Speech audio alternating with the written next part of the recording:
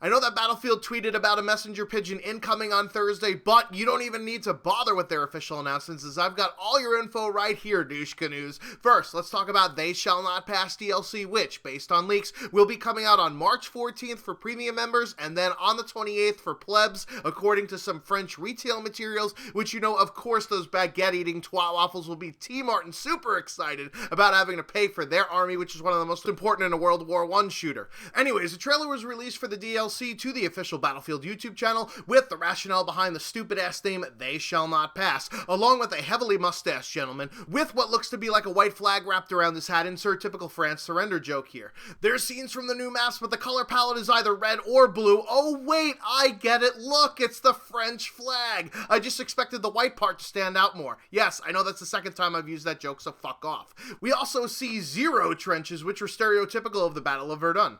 We do, however, get to see a shitload of tanks, thus making those vehicle whores salivate, along with a Tusken Raider looking motherfucker as the elite class because it was easier to reuse assets from Battlefront instead of coming up with an original idea.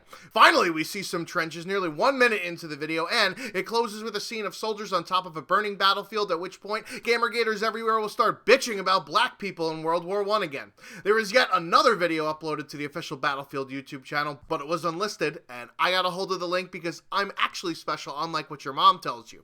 This video outlines the Frontlines game mode, which is basically like a tug-of-war combination of one-at-a-time conquest and rush. There is footage in there of some of the new DLC maps and the new assault weapon, as you can see right here, most of which are available now in the CTE if you're on PC and decide that you want to test the game without being paid like a developer. You can test out the nade nerfs in terms of resupply and quantity for smoke, gas, and minis, which renders the ammo patch now about as useful as fallopian tubes on a lesbian, and everybody will be sitting ducks for planes, as anti-air was nerfed by 40% against bombers and 50% against other planes. Sounds like about as much fun as jerking off with a cheese grater. Anyways, going back to DLC, we also learned about the other 3 DLC offerings in Battlefield 1, as the premium page was updated to include concept art and little blips about the map packs. We know that the first DLC, They Shall Not Pass, is for the French. The second DLC, In the Name of the Tsar, which is the longest name for a map pack that I've ever seen, continues the theme of milking customers for their nationalism, as this is set in Russia with snow-covered maps that are always such a joy to play on, and I'm guessing we'll see the Big Wheels-esque Tsar tank as the behemoth on these maps because of the name tie-in.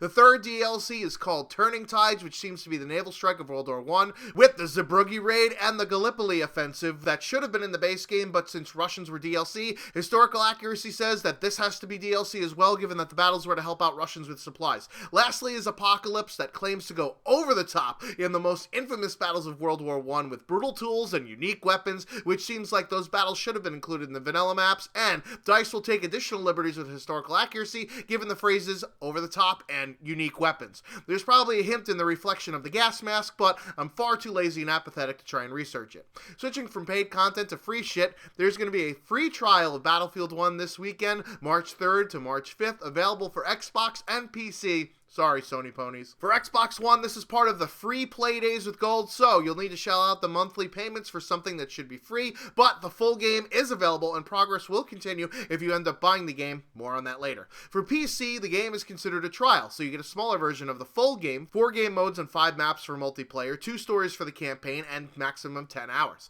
Now, from free shit to cheap shit, the Origin store is having a Donald Trump huge bigly sale on Battlefield games for PC. Starting with Battlefield 1, the standard edition is 50% off at $30, and the Ultimate Edition, which includes premium, is 40% off at $78. Battlefield 4 and Battlefield Hardline are a paltry $5 for the standard edition, which is a steal. Somebody call the cops. Battlefield 3 Premium Edition is $20, and Battlefield Bad Company 2 is $10 for the base game and $15 for the base plus the Vietnam expansion. Speaking of Battlefield Bad Company 2 Vietnam, the expansion pack is actually free right meow for the Xbox 360, which also means the Xbox One due to backwards compatibility. So if you want to play a Vietnam era FPS and don't want to wait to Call of Duty 2017 to do so, I suggest picking up a used copy of Bad Company 2 for like $2 at GameStop, and then download the expansion for epic 30 FPS 24 max player lobby action.